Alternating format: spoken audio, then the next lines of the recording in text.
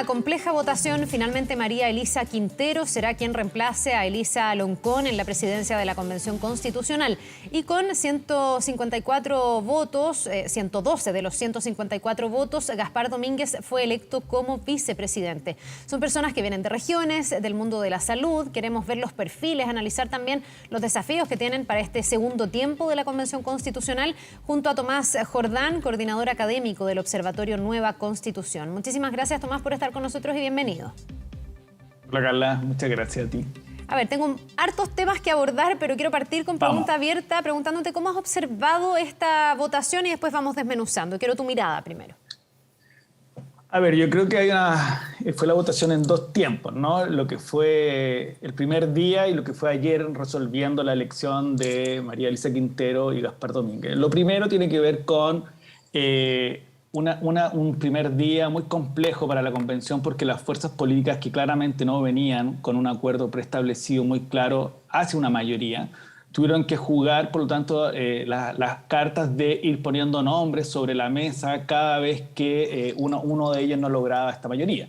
Y por lo tanto ahí yo creo que se vio claro que en los días anteriores o en las semanas anteriores no se había fraguado muy fuertemente un acuerdo en ese sentido. Y por otro lado, había una candidata, que era la convencional de Orador, que representaba otra tesis, más bien avanzar hasta el final y llegó hasta la séptima votación. Entonces, el día de ayer, más bien, pasamos a una segunda fase en que los liderazgos más fuertes fueron quedando en el camino y se dio lugar a nombres de consenso, una mujer y un hombre, que permitieran destrabar este entuerto que se había generado el día anterior. Entonces hay dos momentos en cada día. El primero en que las fuerzas políticas se midieron todo el tiempo y en el segundo en el cual optaron por no seguir alargando esta decisión y por lo tanto se optan por personas de consenso y más transversales. En ese sentido, ahora, transversales sobre todo en el segundo nombre, porque en el primero María Elisa logra solo los 78 votos necesarios para ser electa. Sí, llega con lo justo. Ya te voy a preguntar por las proyecciones. Me interesa mucho más que fijemos los ojos en la proyección y en el futuro que en el pasado, pero quiero despejar el tema de la elección.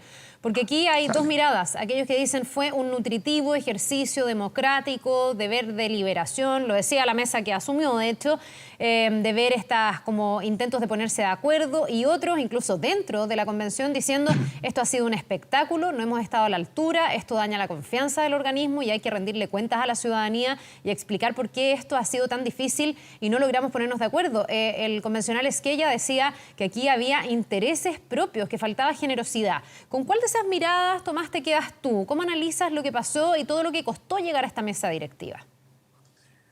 Sí, lo que pasa es que yo creo que son dos cosas que son diferentes. Una cuestión es que nosotros podamos reconocer o visualizar una elección democrática, una elección que trata de hacerse de cara a la ciudadanía, y otra que tiene que ver con lo de fondo de una elección de una directiva, que es que los grupos políticos representados en este caso en la convención se pusieran de acuerdo tempranamente para buscar un nombre o una mujer de consenso. Yo creo que en ese sentido hay una crítica por no haber fraguado, no haber tratado de presentar tempranamente una alianza más transversal y de acuerdo. Voy a compararlo con la primera elección.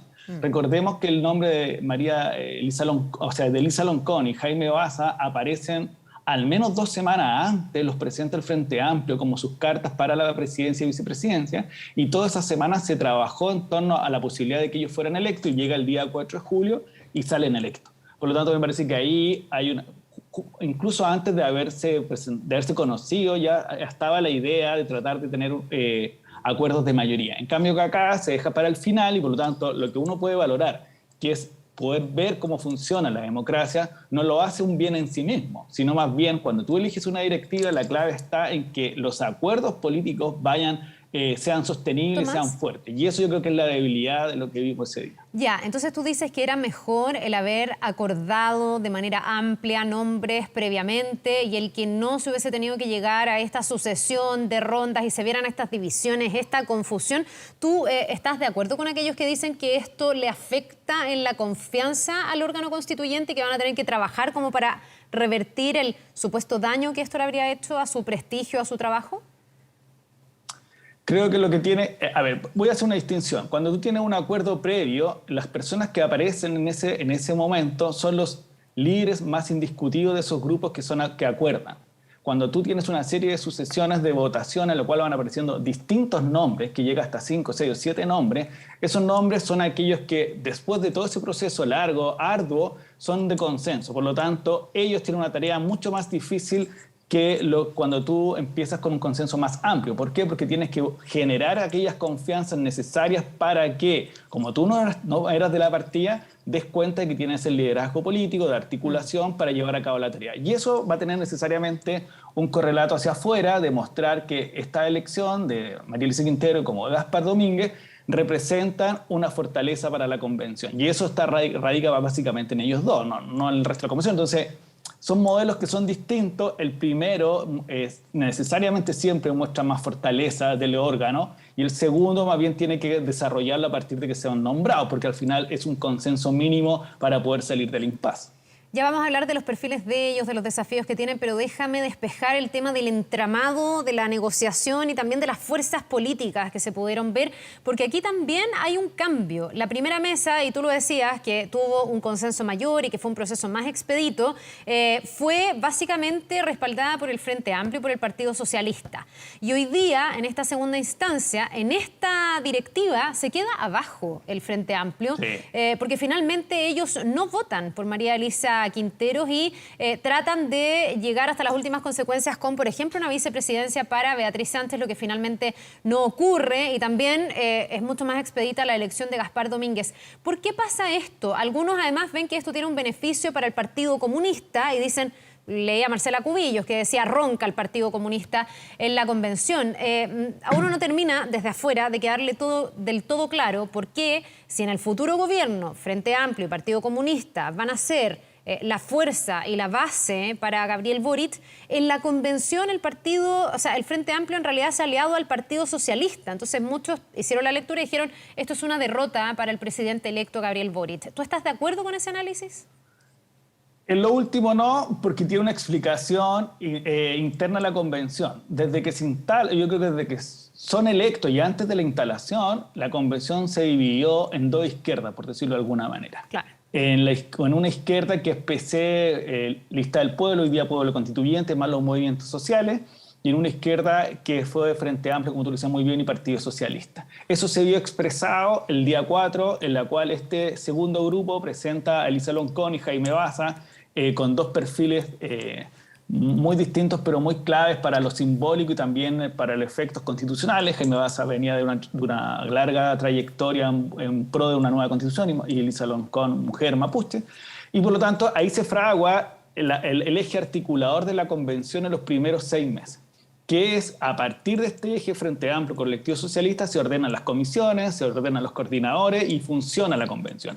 Y por lo tanto, tempranamente el Partido Comunista tiene esta alianza con Pueblo Constituyente que tiene que ver más bien con su idea de constitución, con su idea de lo que pasó en octubre, que también recordemos que hay una diferencia de diagnóstico. Entonces, unos son más institucionalistas en el sentido más puro de la palabra que Frente Amplio Partido Socialista, en cambio que Partido Comunista y el mundo más de izquierda de la convención le dan mucho mayor importancia a la revuelta social y por lo tanto ahí Tomás, hay dos caminos distintos. Perdona, sí, entonces, solo acotar que el Partido Comunista no estaba de acuerdo con el acuerdo del 15 de noviembre. En el fondo, entran como a contrapelo al final, pero de entrar a contrapelo terminan ahora estando en la testera de la convención.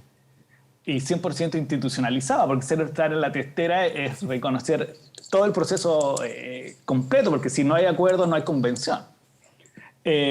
Bueno, entonces esas dos tesis que son políticas, por decirlo de alguna manera, se han desarrollado en estos 6 meses, desde antes y en los 6 meses. Entonces nunca dentro de la convención, por eso me refiero a una tesis política constitucional, y por eso saco al gobierno del presidente Boric de la ecuación por ahora, porque al final tiene que ver con la explicación de los grupos políticos del fenómeno o del proceso de cambio de la Constitución. Ya. Unos creen que viene de abajo hacia arriba y otros a través del pacto institucional 15 de noviembre.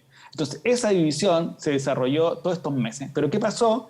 Que todos, o al menos las señales que se venían dando, era que este eje articulador entre Frente Amplio, Partido Socialista, y que también involucraba a independientes no neutrales muchas veces, iban a mantener esta articulación o centro ponderador de la política en la convención. Y lo que ocurrió entre anteayer y ayer es que eso se trizó. Primero se trizó porque si nosotros vemos la elección de ayer, Independientes Neutrales es el que le da el triunfo a María Elisa Quintero, a contrapelo del Frente Amplio y Partido Socialista. Por lo tanto, ahí hay una división en este eje articulador que se sumaba a Independiente. Y por lo tanto, el eje que estaba sosteniendo PC desde antes de instalar la mesa logra el triunfo desde el eje izquierda-izquierda de la convención propiamente tal. Entonces, ¿cómo se traslada eso al gobierno? No es trasladable tan matemáticamente, porque de partida el presidente Boric tiene un Congreso distinto, y por lo tanto, si uno pudiera trasladar la forma en que operó en estos días la convención, es más traspasable a la idea de cómo funcionaría un Congreso, pero las fuerzas del Congreso son mucho más tradicionales. Hay distintas mayorías. Acuérdense que el Senado está empatado, por lo tanto es muy difícil que sea un ejercicio más parecido al de la convención.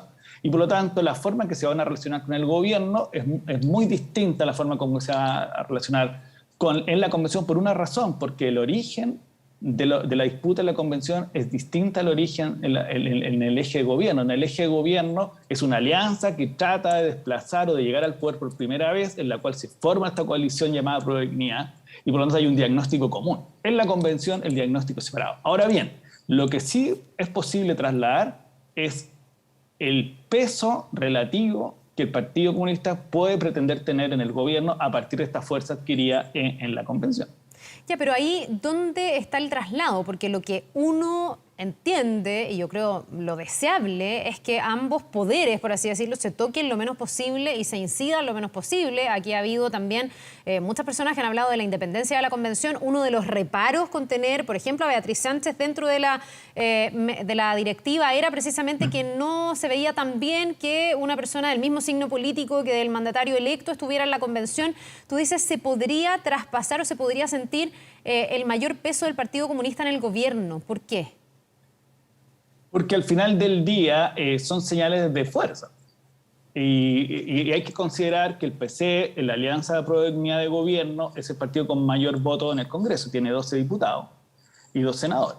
Entonces, esa es la relación que se puede hacer. No necesariamente hay una alianza de gobierno que se llama Prueba de Dignidad, pero la consecuencia de ayer es que podría ser que el PC le mostrara al gobierno o el gobierno mirase, el gobierno entrante, que ahí hay un partido que tiene fuerza relativa en la convención y por lo tanto también se traslada eso a la Cámara de Diputados. Esa es la relación. Ya. Ahora bien, eso no tiene que ver necesariamente con la relación, con el trasvasije de lo que pasa en la convención con el gobierno entrante. No. No que se vayan a incidir uno a otro, digamos. No. Entendiendo todo esto en la lógica de la autonomía de los poderes, del constituyente y del constituido. Porque además María Elisa Quintero viene de los movimientos sociales, viene del mundo independiente, no es parte del gobierno del presidente Boric, por lo tanto es muy difícil que haya un vínculo entre el presidente Boric electo y la presidenta propiamente tal. Más bien yo estoy explicando el fenómeno de los actores políticos que intervienen en la convención y que uno de ellos también es parte preeminente del gobierno del presidente Boric. Claro. Tomás, ¿es un error, es anticiparse o es lógica la teoría que dice que a partir de lo que vimos en esta votación va a ser difícil o cada una de las votaciones en las normas, en el texto, va a ser más compleja todavía? Algunos dicen, chuta, si no se ponen de acuerdo en la directiva, ¿cómo se van a poner de acuerdo con 2/3, que son más votos? Para que salieran electos aquí se necesitaban 78. Para que salga aprobada, digamos, alguna de las normativas, tienen que tener 2/3, que son 103 o 104 votos, digamos. ¿Está bien hacer esa lógica o es muy apurada? No. Es un poco, lo que pasa es que las reglas institucionales siempre cambian o mueven las conductas de los que son partícipes. Lo voy a explicar. Nosotros tenemos un sistema papal para elegir la directiva y, por lo tanto, mientras puede estar eternamente votando. Y es lo que pasó con 8 votaciones, ¿no?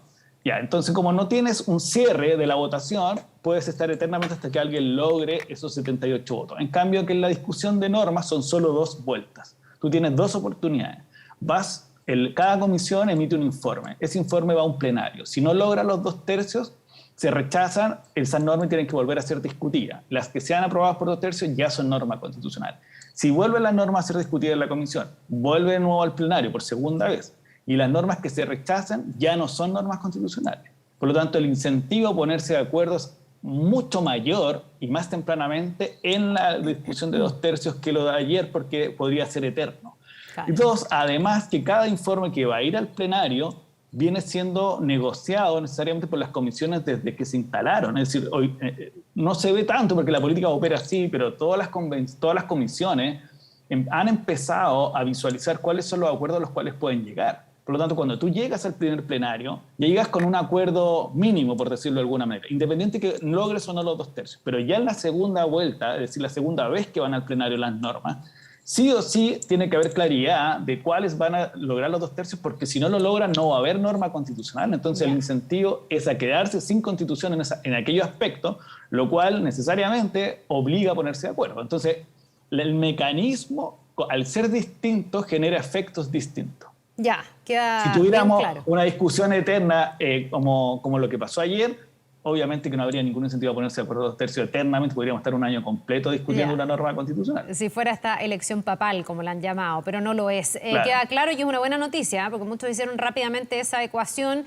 El mecanismo aquí va a funcionar distinto. Nos vamos a quedar bien atentos y lo vamos a ver. Tomás Jordán, coordinador académico del Observatorio Nueva Constitución, muchísimas gracias por habernos ayudado a entender mucho mejor lo que ha pasado en estos días con el órgano constituyente. No, gracias a ustedes, que estén muy bien. Que te vaya muy bien. Nos vemos.